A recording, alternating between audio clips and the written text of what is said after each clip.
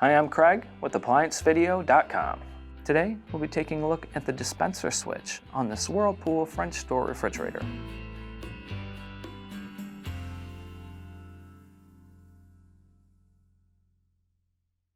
Stop. Before beginning any repair, always be sure to disconnect the power to the appliance.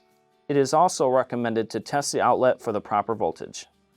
The most common symptoms of a bad dispenser switch would be if water is continuously pouring out of the dispenser or it will not dispense at all. Now, click on the link below to view this repair video.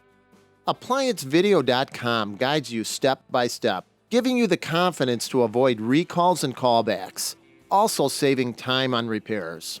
Whether you're up against an uncommon repair or the latest appliance on the market, our videos have been created with you in mind. Our growing library of videos have been produced using our factory-certified technicians who have extensive infield experience over the past 30 years. ApplianceVideo.com provides high-quality repair videos that anyone can follow, regardless of their skill level. We are here to help. Click on the link below to view this repair video and let us help you do it right the first time.